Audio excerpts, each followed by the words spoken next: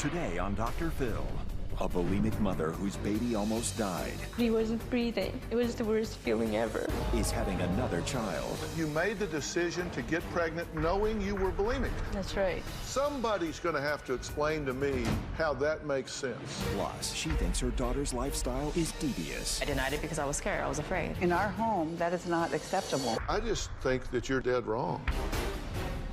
Let's do it. Why don't we stop all the drama, stop all the fighting, and let's go get you better. Here we go. Have a good show, everybody. If I can help get this family back on track, are you willing to do that? Ready, free, take. This is going to be a changing day in your life. Go, Dr. Phil.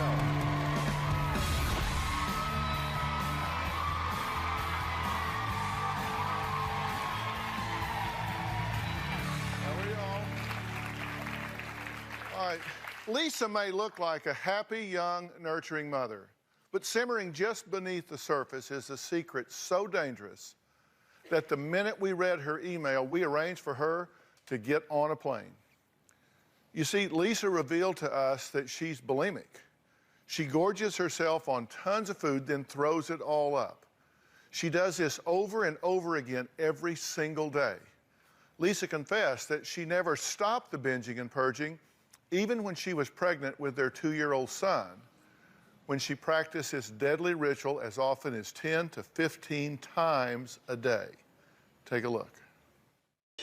I've been binging and purging just about every single day for 5-6 years now. When I was pregnant with Tobias, I was bulimic. I was binging and purging up to 10-15 times a day. It was really, really bad. She was out of control. I probably spent about 80% of the day binging and purging. No matter what I said, she would get angry, and I would just have to walk away.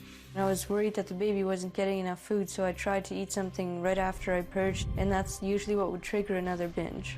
It just became a vicious cycle. When I binge, I'll eat sandwiches, cookies, cereal, ice cream, pizza, popcorn, just anything that I can get my hands on. I have seen her eat 4 hamburgers. I found out that bulimia can give you a heart attack, it can give you a stroke, you can die at any moment.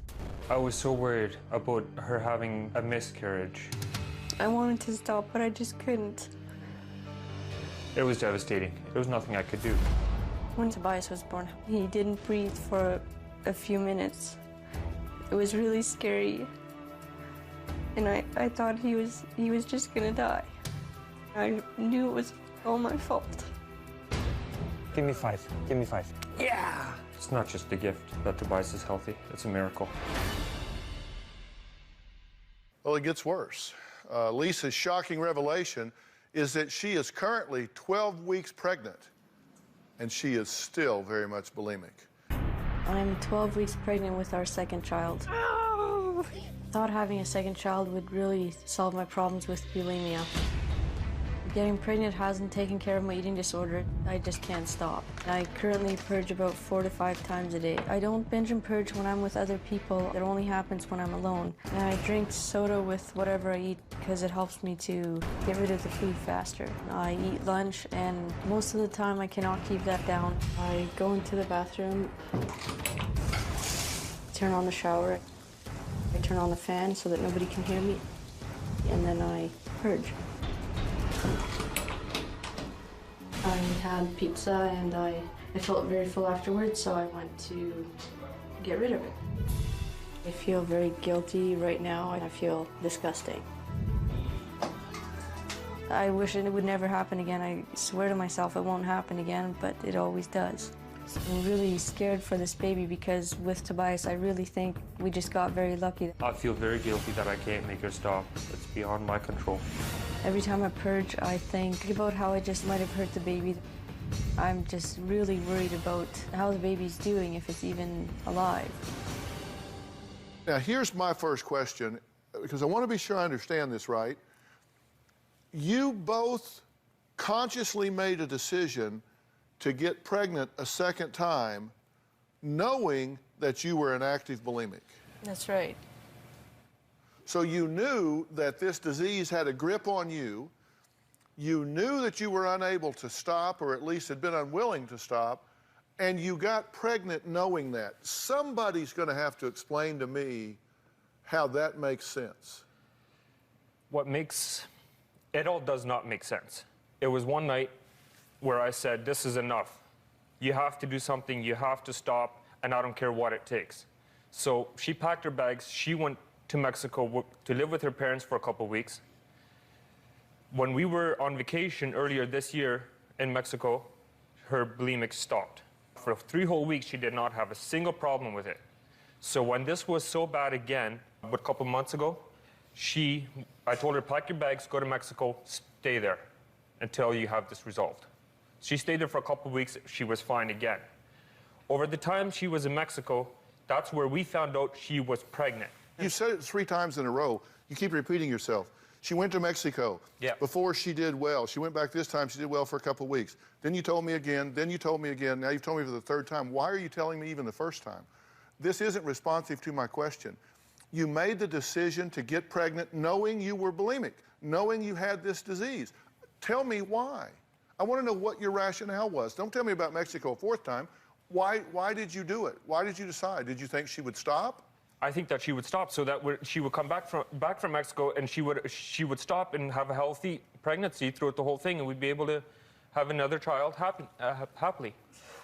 Because she was pregnant the last time and she stopped. She did not stop. Of course she didn't. Listen, I'm pointing this out because your thinking, both of your thinking, is not rational and it's not productive. I have to get you out of your current mindset. I have to get you out of your current rationale, or we're not going to get any different result here, okay? Because you admit you're 12 weeks pregnant, but yet you're eating hamburgers, pizza, bologna, anything you can get your hands on, gorging yourself with it, and then throwing up every time you eat it, right? Almost every time, yes. Do you smoke? Yes. Did you just have a cigarette backstage? Yes. And you're 12 weeks pregnant? Yes. I know. Okay, so your rationale is such that you'll put your own interest ahead of your child's. I mean, that's where we are, right? And you ran out of options. You didn't know what to do with the bulimia, so you thought, let's have a baby and see if that'll fix it. And if it doesn't, then you've got just another baby. I know. I was out of options. I was totally That wasn't an option. You were out of options when you chose that. That wasn't on the options list. Let's see, get treatment, deal with underlying causation, educate ourselves and learn what's going on, have a baby. That wasn't on the list. I do realize that, and I do know that. And, you know, it was a decision that should have not been made by us. But Thank you. I have called 911 on her. I have taken her into the hospital myself. We have seen a psychiatrist. We have seen a therapist. We have done everything on the list to try to get help for her.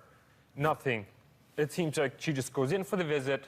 When she comes home, that evening will be worse than any other day of the week. Gotcha. Having a baby to fix the problem is irrational. But the baby is here, which means you have a duty. You guys as parents have a duty here, and I want to help you meet that challenge. I want to help you meet that duty. Now, Lisa admits her self-destructive behavior escalated after she gave birth to her son. So when we come back, we're going to find out what Lisa was doing the night she was so out of control that the police came and took her away. We'll be right back.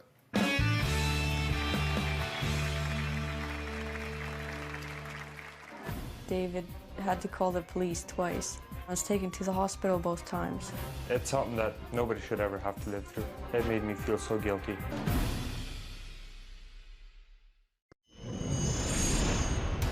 I feel that if I don't get my bulimia under control, I might lose Dave. It's put a lot of strain on our marriage. I don't care how many fights we will have. I will stay by her side. I love her so much that there is no way that I can leave her. All right, we're talking with David and his wife, Lisa, a mom who just confessed that she binged and purged during her entire first pregnancy. Now, she is 12 weeks pregnant with baby number 2. And between pregnancies, her behavior was just as frightening. Take a look at what else she was doing. I know that I can't just have one drink. Once I have one, I need more. My drinking went from drinking on weekends to all of a sudden I was drinking every single night of the week. She drinks liquor, whiskey, anything with alcohol in it. I would drink all the whiskey every night, and sometimes I would go back for more. I can't control my drinking at all. Being drunk made me feel like it was okay to have an eating disorder. It made me care less about everything. After drinking a lot, I would take a knife and I would cut myself. She will go violent. She will start cutting herself. She will just go out of control. She would take her nails and just scratch and scratch and scratch right till the skin was gone.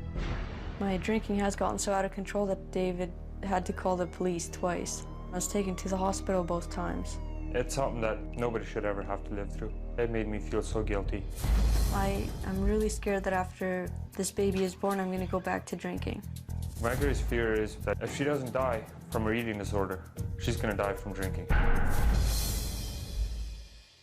Okay, tell me what your theory is about the drinking. Well, you must have gotten a payoff from it. What was it? What were you getting out of that? Nothing really. In the beginning, the first drink would make me relax, and then I would just, after that I couldn't stop. I just had to keep drinking. It really did no good. Well, you were getting something out of it, or you wouldn't do it over and over again. I needed that drink. I just felt like I needed that drink. Who was taking care of the baby while you were drunk? I would start drinking after he went to bed. And if he woke up or something, what happened? That's where I would have to come in place. So you were unavailable if he wakes up sick or something like that in the night? Well, I still knew what I was doing enough. As far as Not you know. really. Midnight, 2 o'clock in the morning, some nights there, she would not be conscious enough to take care of the baby. I thought I was fine. I thought I was good enough to take care of him if he needed it. Are you drinking now? No. Is she drinking now? No, she's not. Are you sure of that? I'm sure. Before I would see receipts from the alcohol getting delivered, laying around on the table, or I would see an empty bottle laying around or a half bottle in the fridge, or even though she would be hiding it, I know how she acts when she's had too much or when she's been drinking. She will start acting like a totally different person as soon as she's drinking, and now she is always acting normal as if she hasn't been drinking anything. Why did you call 911? Baby was asleep. She was going out of control. Out of control how? She was physically attacking me and slapping me, trying to punch me. There was nothing I could do. She wanted more food. She wanted more alcohol. And the baby was asleep. And she was cursing and swearing at me. There was no way I was going to go wake the baby and take her to the hospital myself and let my little child see this happen. So what do you say about that? That you're so out of control, he has to call 911 to get you out of the house because the baby's going to be traumatized if he has to wake the baby up to take you somewhere. I can't believe that I did that. I can't believe that it got that far. But did it? Yeah. So you're saying I can't believe it in retrospect, but you believe it did happen? I believe it happened, yeah. And after the police came, you started to scratch the skin off your body? Yeah. Where? How did you do it? I was in the ambulance and I was really mad at everybody and myself. So I was looking for something in the ambulance to try and cut or something that had nothing, so I scratched. And where did you scratch yourself? On the chest here. Uh-huh. And do you realize that that is, again, irrational behavior? Mm-hmm. So there's an absence of rationality here in many of your decisions. There was a couple times where two times I had to call 911 on her. Mm-hmm. One time, the second time was she was so intoxicated, she said, "I dare you to call 911." Well, she was out of control again. I had no other choice. The first time the police didn't come. The second time, the police did show up. And she was so out of control, and that when they took her to the hospital, she was cursing and swearing at the nurses. She was swinging, trying to punch the nurses, trying to keep them down. And they had to strap her down and keep her tied down all night in the bed. Mm-hmm. Where See, it seems like we're talking about a different person here. I get like that when I drink. So you change, you evolve, she's a devolve. Totally different person when she's sober. And that's a problem. I figured if we had to call 911 on her twice, the doctors would look at her and say, well, this is enough. She needs treatment. She needs to go either rehab. She needs to get some kind of help from somewhere. Mm-hmm. That maybe, I figured that maybe enough's enough. So in the morning, after she's sobered up, they had a suicidal person come in take tests of her, and after it's all done, they're like, no, she's not suicidal anymore. Doctors threw it off. Okay, she can go home. And it happened every single time. Every time we went to the hospital, a couple times I took her there myself, a couple times the ambulance took her there, and every single time. In the morning, she's sobered up, she can go home. And this is with a baby in the house. Yes. What do you think about that? I think it's devastating. I think it's terrible. All right, coming up, their first son was not breathing when he was born. What David is worried about with this next child. We'll be right back.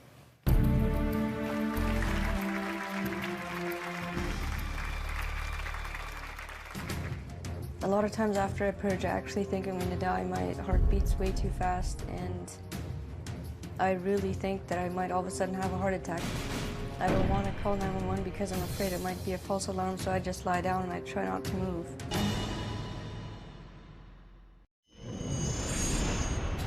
I think I'm harming my unborn baby. It's just very selfish of me to be doing that. I feel guilty for hurting everybody. I feel helpless. I feel very guilty that I can't make her stop. Why do you think you have resorted to bulimia, alcohol abuse, cutting, and violence towards yourself and others? All of those things, why? I really don't know why. I've been so confused about it. It all started when I was 14. And it just got worse and worse. What happened when you were 14 that made it start? I just decided I wanted to lose some weight, and I stopped eating, and then from there it's just gotten worse and worse. How does that relate to alcohol abuse and cutting? I drank when I was a teenager. I drank a lot. I stopped drinking when we got married. I didn't drink for a while there, but then it got bad again. Why do you cut? I don't cut when I'm sober, but when I had been drinking, I got so angry at myself. So I don't know why, but I took a knife and I cut. Where do you cut? On my arm. May I see it?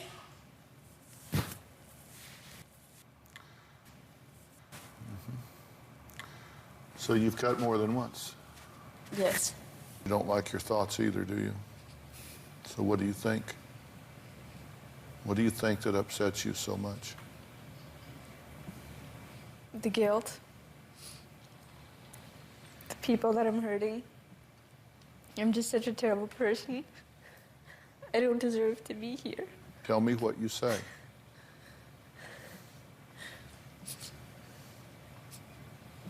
I just hate me. I didn't say tell me what you think. I said tell me what you say. You say it to yourself over and over. What do you say? You're a loser. You're a terrible mom. You're a terrible wife. I don't deserve the family that I have. Lisa, you were molested earlier in your life. You ever talk to yourself about that? I didn't let myself think about it for a very long time. Since we got married, since having Tobias, and he's growing up, I think about it all the time. What do you think? He's so little, he's so innocent. How could anybody do that? But they did it to you when you were a child, and you're thinking about it all again. You feel very alone with all of this, do you not? You feel alone with your bulimia. You started doing it, but pretty soon it started doing you, didn't it? At this point, to be completely honest, you couldn't stop if you wanted to. I've tried everything. And you're medicating yourself with alcohol, and you're treating yourself with cutting. You understand, you get into this anxiety storm in your brain, and it actually is a neurological storm in your brain. And if you cut yourself, then that is such a powerful and noxious stimulus that it breaks you out of that. That's why you say the anxiety dissipates. You get a physical pain, you get a physical sensation that is so powerful it overtakes the neurological storm you're in for anxiety, and it feels like relief. But that's not treating it. Now, you understand, when you did this before and had a child, he was born not breathing. That was terrible. Think of those few moments when Tobias was born and not breathing. I just thought I loved him so much already, and I thought I wouldn't be able to ever tell him that. He was so adorable, but he wasn't breathing. And I knew that if he wouldn't start breathing, it would be all my fault. It was the worst feeling ever. Do you fear that's going to happen again? I fear that it's just not going to wake up this time. And he was so tiny and innocent, and it was not his fault. And it's not this baby's fault either. I know. And it wasn't your fault what happened to you when it happened to you. But somebody has to quit pointing a finger of blame, and somebody has to start doing something to change it. And I want to do that for you right now. And I'm going to tell you what I've done. I have arranged for you to be admitted immediately to a dual diagnosis bulimia program that has been developed especially for you. And this is a program that is going to deal with your alcoholism, it's going to deal with your bulimia, and it's going to deal with the mental and emotional issues that I believe stem from the fact that you were so terribly molested by a trusted person in your life. Now, Velvet Mangan is here, and she is the founder and CEO of the Safe Harbor Treatment Center for Women, which is a nationally recognized dual diagnosis treatment program. And this is for women. And it's in Costa Mesa, California. Velvet is here. There you are, Velvet. You've been listening to all of this. Thank you for doing it. Can you help her? Absolutely. Her story's really not that uncommon. It's significant trauma manifesting in forms of trying to control the pain and suffering. Yeah, it takes a lot of courage to come here. Mm-hmm. I assume in doing that you seriously want help. Yes, I do, and that's the only reason I'm here. I've seen you help so many people. Will you take that help? Yes, I will. Will you support her in doing that? 100%. Now, she's going to be gone. Let her be gone. That means Tobias is your job, because he can't go with her. I'll do whatever I have to do. It's time for you to put this behind you, walk out of your history, and come present in your life. It sounds so good, I can't even imagine it. Well, you don't have to imagine, because you know what? It just happened. It just happened. Okay. All right, when we come back, meet a mom who thinks her daughter's lifestyle is devious and that signing her up for softball could have started the whole problem. We'll be right back.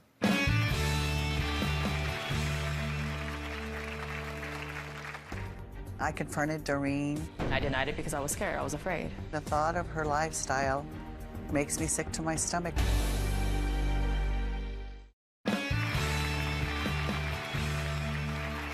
Well, Diane finds it difficult to accept her daughter Doreen's lifestyle, as she calls it. She thinks it's all started when she signed her up for softball. Doreen was a perfect child growing up. She became interested in softball. I nudged her to be more interested in it because she was so talented. I knew something was different about me. I would notice myself being attracted to women. She became infatuated with one of her teammates. Some of the kids had seen Doreen and another girl kissing. That was my first relationship with a girl. It felt good. It felt real. I confronted Doreen. She denied being gay. I denied it because I was scared. I was afraid. Growing up in a Christian household, I knew that it was a sin to be gay.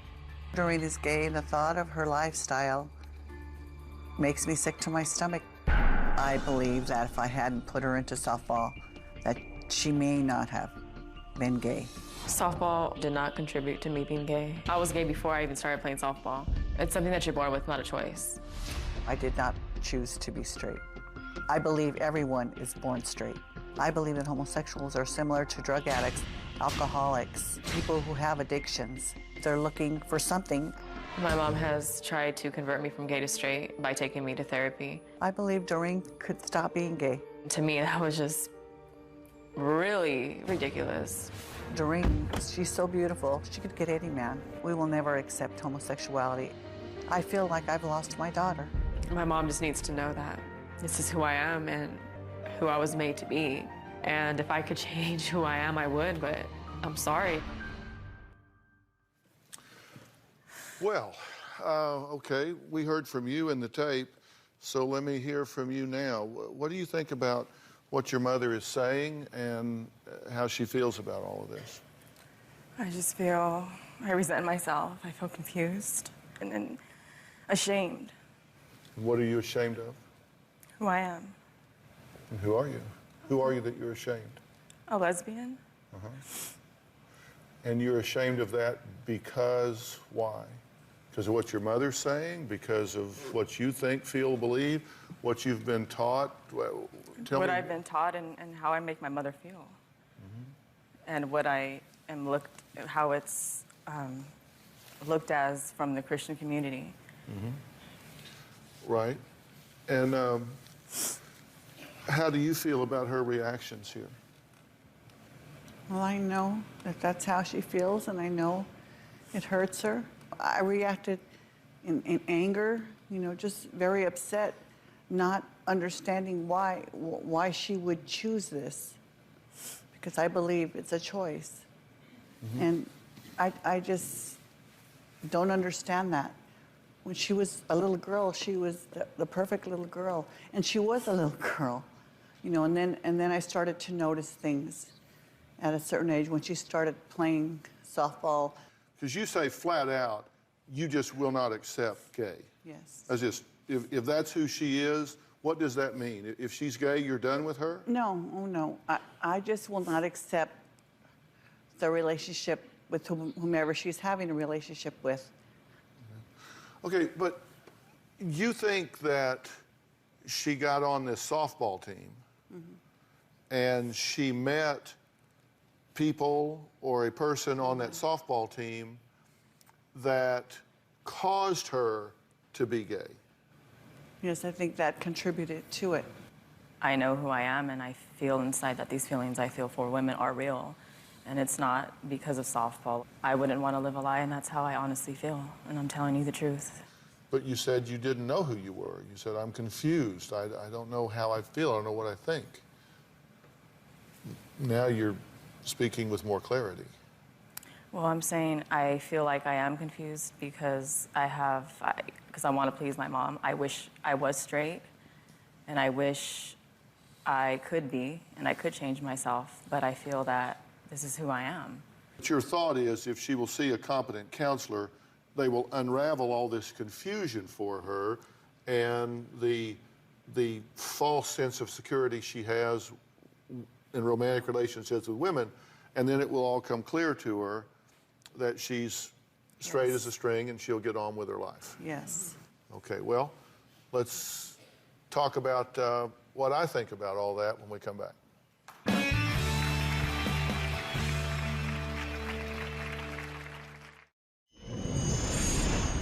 It's frustrating that my mom doesn't approve me being gay. I start asking myself, why am I here? And I told my mom, I said, I wish you would have known that I was gonna be gay when I was born, so you could have aborted me. I wouldn't be here. And to put you through this. Well, we're back with Diane, who says she does not accept the fact that her daughter Doreen is gay and will not accept the fact that she is gay. She wants her to do what is necessary to overcome the influences that have confused her and caused her to make that choice in her life. What else contributed to it? We didn't find out till much later, she was molested by my brother. And you think that contributed to her shunning men Yes. and feeling safer with women. Yes, I really think that. So you think this is just a maladaptive reaction to things that have happened in her life? So it would be a maladjustment, and that it needs to be treated, sorted out, and then she goes on with her life. Yes. In our home, that is not acceptable. She, you know, her girlfriend will not be welcome in our home as, you know, like a heterosexual relationship. But what she does is her business. But I want her to confront this molestation once and for all and deal with it. However, you know, whatever it takes to help her. Well, let me ask you this. If you believe that this is, in fact, a maladjustment that would respond to treatment and correction, why would you not have compassion for her? If you think she's sick, if you think she's confused, why would you judge her and reject her instead of supporting her? Well, I'm not rejecting her. I'm rejecting her lifestyle. Well, That you don't let her lifestyle around has- nieces, you don't let her around family members. That is rejection. You're saying, look, No, you're she- not okay. We're not saying Doreen cannot come around. So are you, but is your fear that she might talk them into it? No, no. Or that might model it But for them? yes, and- that they see it as being healthy and a normal thing, and we don't believe that that is healthy and normal. I'm very sorry that I'm going to disappoint you about this, but I just think that you're just dead wrong. I'm serious, I do. And understand, I come from the field of psychology, and until 1975, this was considered a mental illness. But because of science, because of research, And because of media and media bias and all that. I've read all that, Dr. Phil. Society has been told by Hollywood and the world that it's okay and it's normal, you know, so I understand and you all think that. that's just media bias? Yes, and it's you know, it's training society to believe that it's healthy and normal when millions die. You know, I don't understand that. Millions die. Yes, from HIV/AIDS. Well, let me be clear about one thing you're saying, because up until 1975, homosexuality was considered to be a disorder. And in 1975, there was a groundbreaking statement by the American Psychological Association that said homosexuality per se implies that no impairment in judgment, reliability, or general social or vocational capabilities, and that mental health professionals should take the lead in removing the stigma of mental illness long associated with homosexual orientation. And, you know, that term, even homosexual, which was used at that time, is not really an accepted term in this day and time, but I read it because I want to be accurate with what they said. I just believe in my God-given conscience that that's not what God intended. I mean, you know what, it's going to happen, but to me, just because a lot of people do it doesn't make it right. I understand that, and believe me, listen, I am very much Christian, and I respect your religious beliefs. I also believe that if you look at what we now know, that to just blatantly say this is not a normal thing for her to do is ignoring a vast body of information and research that I think that you should take into account. What if asking her to deny who she is and pursue a romantic relationship with a man, what if that is unnatural to her, as if we were going to take you and put you in therapy with the goal of having you have romantic feelings towards women? That Can is you not even my imagine? intention. But can No. you even imagine that? No. You would feel like a complete fraud, would you not? If you did it. I guess you could say yes, but there are ex-homosexuals who have done that. So, you know, I see that as proof that it is a choice. Yeah, I don't believe there's any such thing as ex-gay. I think they may have thought they were at some point and then determined that they weren't, and that's fine. I think you've got to meet yourself where you are. And I think where you are this is an unambiguous reality for you, correct? And to try to get you to behave otherwise would be what? Difficult? Devastating. Yeah, to deny who you are. All right, let's take a break. Everybody take a deep breath. Next, we're going to talk to Doreen's girlfriend. She says she's been called a lot of names. We'll be right back.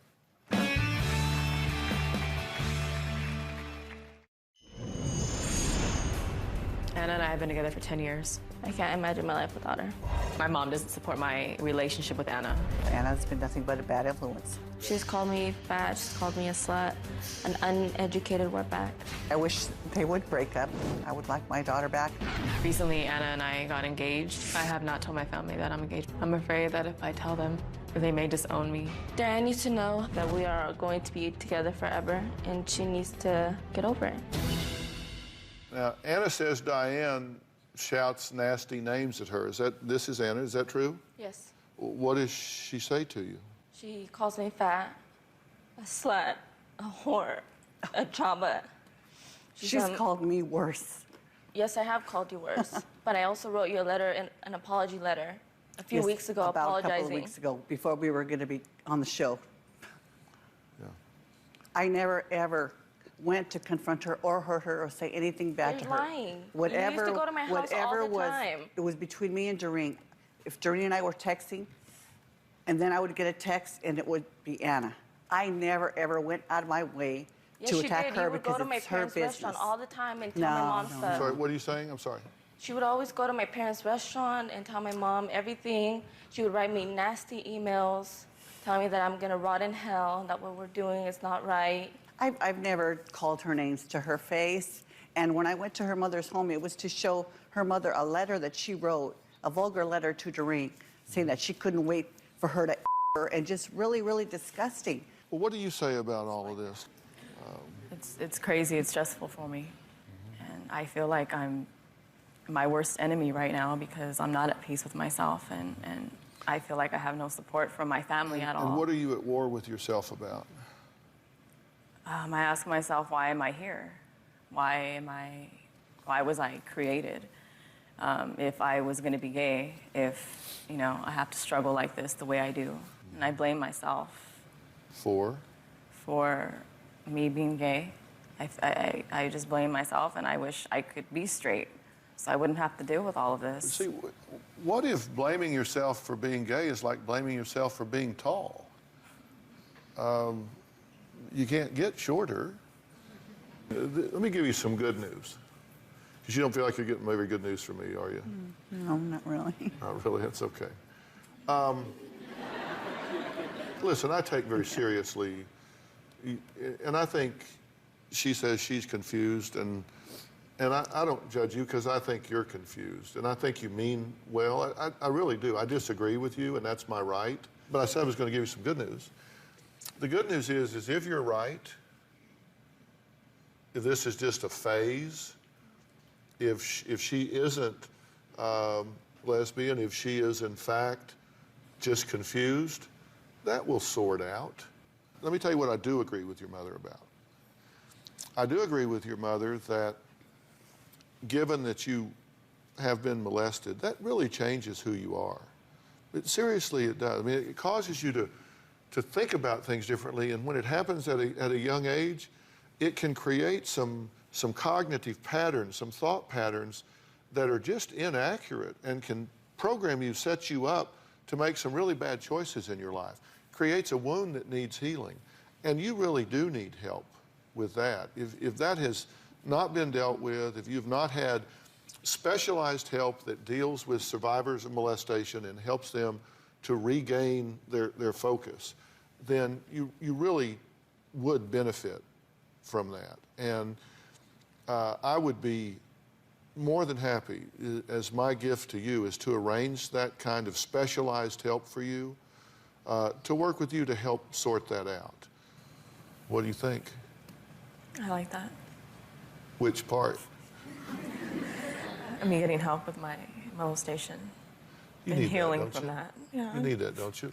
And if right now she says, look, I just can't bring full acceptance to her relationship with Anna, okay? You've got to give her that right. That doesn't mean that you can't relate to her. She doesn't have to love everything about you, and you don't have to love everything about her. But the mother-daughter relationship should remain intact here. You need your mom, and your mom needs you. I do, and that's why I'm here. I do need her, and her love, and her affection. But you can't reject her just because she rejects your girlfriend. You can't reject her just because she rejects that relationship. Respect her enough to give her a chance to work with this. Okay. And you two stay together here, okay? You two stay together. We'll be right back.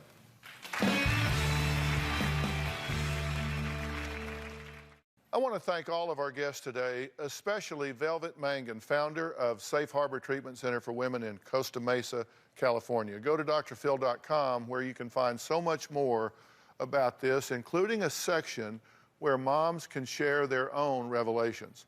You can always find me on Twitter and Facebook. I pay attention to what you guys are talking about and what you say, and if you go to those sites, you know that sometimes I pop in there and we have a very lively discussion. So maybe I'll see you there. Thanks for being here today. So long.